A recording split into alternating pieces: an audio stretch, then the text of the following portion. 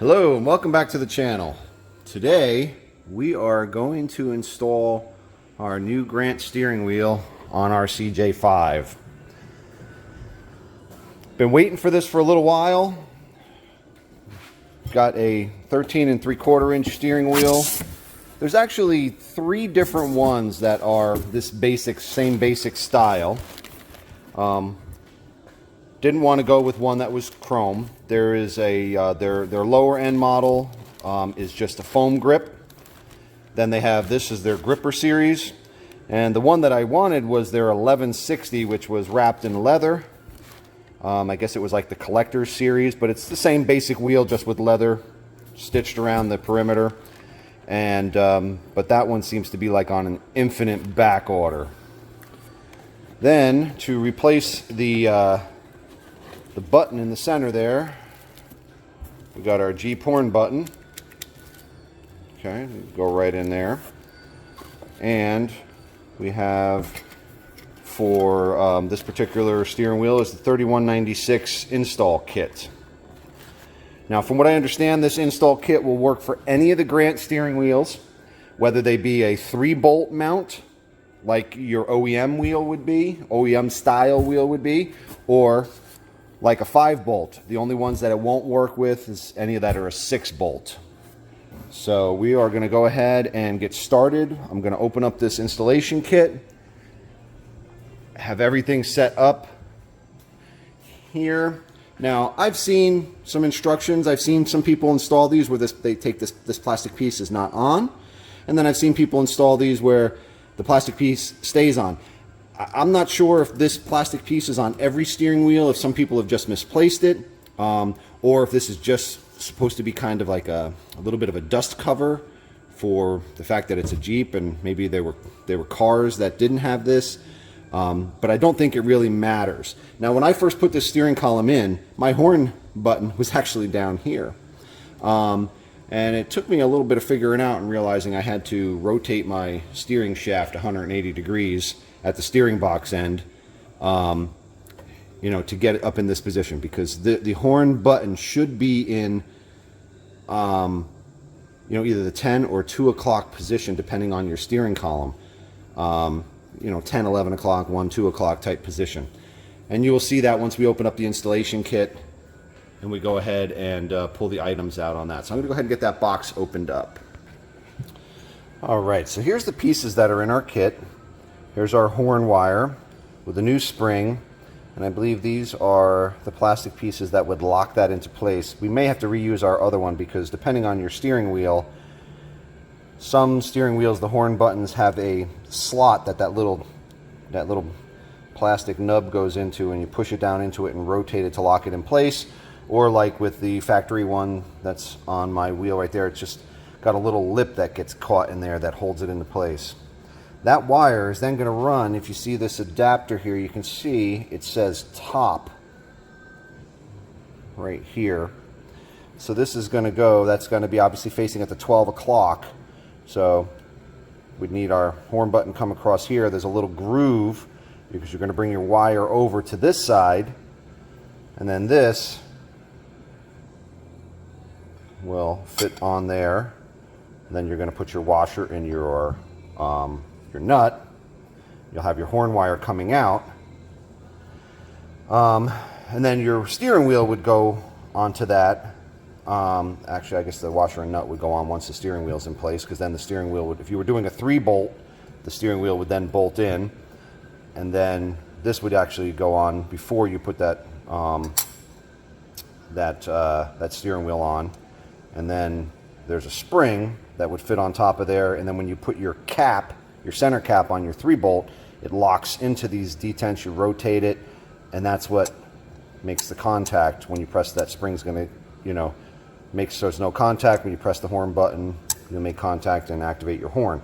This will not be being used with the 5-bolt. We'll get to this point, and then on the steering wheel, we'll be taking this adapter in the back off, and then that will get bolted into place on top of there. This cap comes out and it's going to be replaced with this one, which this has our contacts for our horn wire, and then this. I don't believe we use that center spring with this one because it's got its own spring internally built in. So I'm going to have to double check that. But we're going to go ahead and get started with getting this installed. Okay, I took the nut and washer off. Now we're going to pull this piece out. Okay. And you don't want to lose that little plastic piece on that plunger. And we're going to take the spring out that's in there. And we're going to replace that with, there's a spring that comes with the kit. It's going to go right on the end of this wire. Okay, now looking at this plastic piece that comes with it doesn't look like it's going to work. So I'm going to have to take the plastic piece from this one and press it in with that. So we'll get that all set up and ready to go in. And that's going to look just like that.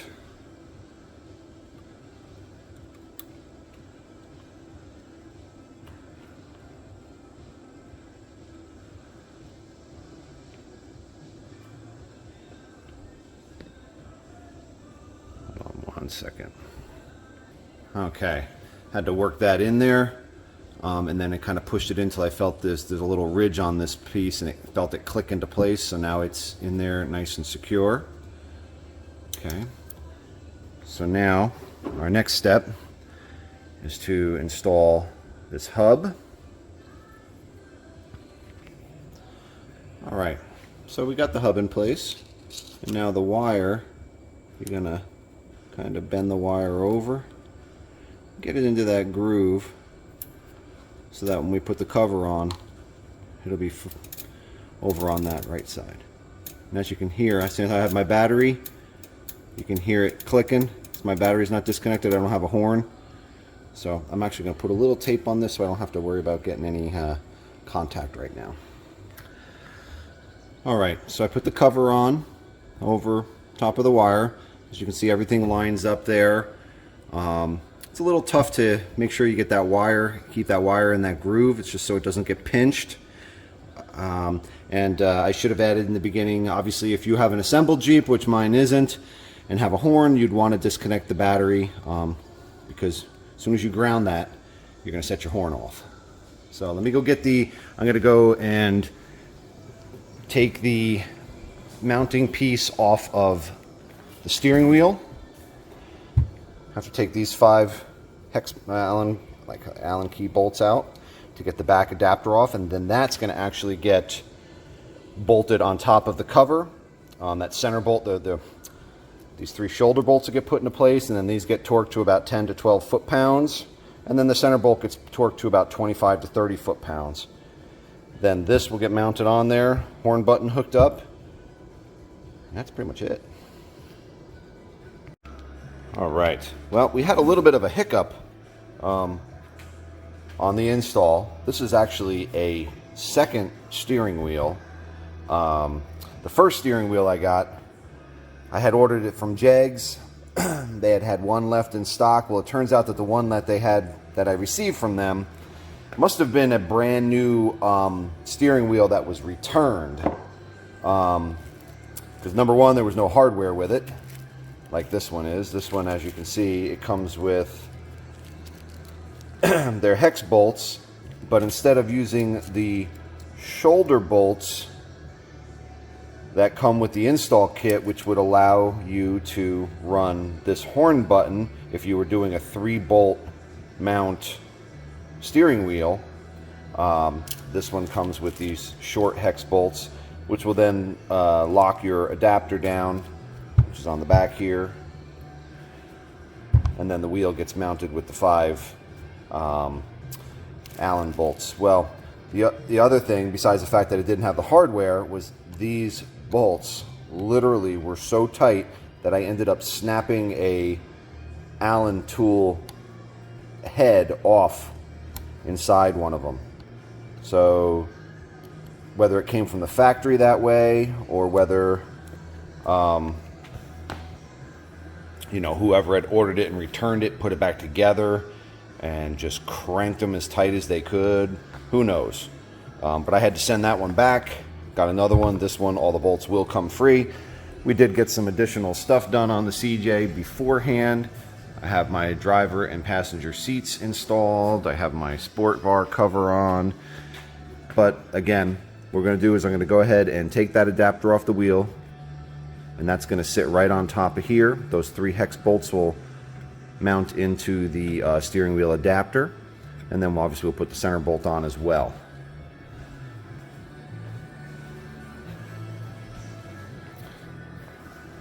So I'm going to go ahead and get these 5 bolts out.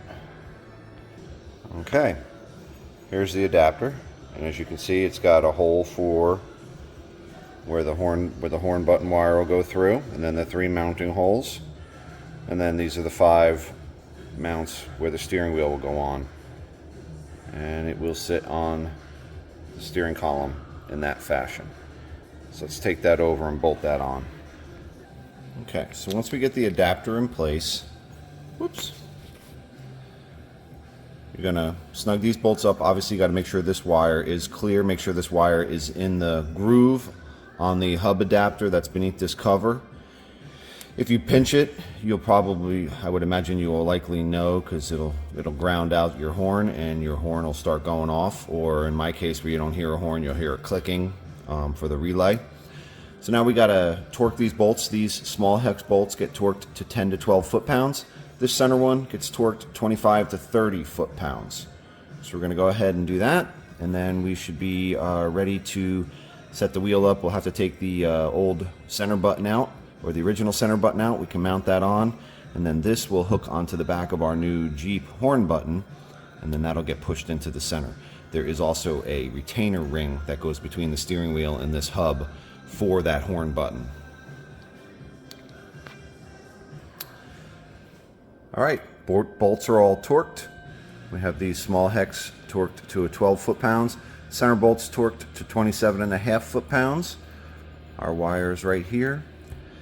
So we're going to go ahead and get the horn button ready and steering wheel, so we can go ahead and get that on. So we come over here.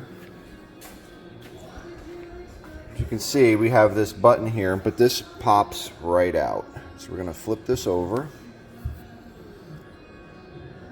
Press these, there we go, and we can take that original grand button out.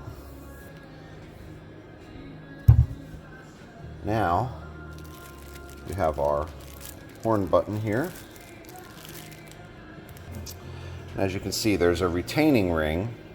Okay, now this retaining ring mounts on top of the adapter. The horn button pops out. Okay, and then you mount the steering wheel on top of that retaining ring, and it gets bolted in, and then you plug the horn into the center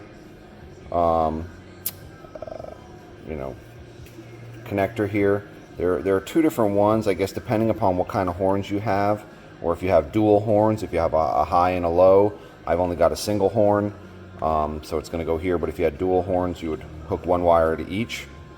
Okay, and so I'm going to hook to this one, and then this gets pushed in from the front, and then you'll have your horn button. Okay, so we've got our retainer separated, and we have our horn button here. So now we're going to take this over. This will get mounted onto the adapter underneath the steering wheel, like that, bolted into place. Then the horn button gets connected and pushed through until it seats itself in the steering wheel. All right, we're going to take that over and get that hooked up. Something a little extra you need to do with this adapter hub. You need to remember that these Jeeps, these CJs, I don't know if this would apply to anything else, but definitely to the CJs, you need to have good grounds. So this aluminum housing is powder coated completely. So if you completely assemble it, put this nut on, lock it down, put the trim ring in that holds the horn button, and leave it, you will not get a ground between this ring when it sits on top of this painted surface, getting to this, getting an electrical ground to this center piece here. As you can hear that going. So what I had to do was just take a sanding disc real quick, pulled this hub back off, hit these surfaces right here where the horn retaining ring mounts, and then with the nut off, just take the powder coat or paint, whatever they have on there, off that center. That just allows that once you torque it down, you can get an electrical ground going right through this hub and then right to this nut, getting to the steering shaft where you're going to ground out and allow your horn to work. If you don't do that, you may have some issues with your horn. It may not work at all, or may be very intermittent, or it may fail quickly down the road if it's just not a good ground. So just a little food for thought, something there to you to add. I actually ended up doing this after I had finished the video, so I'm just gonna edit this in, and this way everyone knows that they need to do that. All right, thank you very much. All right, we have the wheel mounted on. Okay, got all 5 bolts in, and I just snugged these gently. I really didn't torque them down really tight because, as you can see, I don't have my dash panel in. This wheel is going to have to come off. As I get farther down the road and I go to put my dash panel on, I want my wheel on right now because with my seats in, everything's hooked up. I'm actually this vehicle should be ready to be moved around. I can take it out, test the brakes, test the clutch, shift through all the gears, drive it around a little bit, make sure everything is functioning mechanically in the drive line. Obviously it's not road legal yet, but at this point, you would then plug this into your horn button, which we're going to go ahead and do.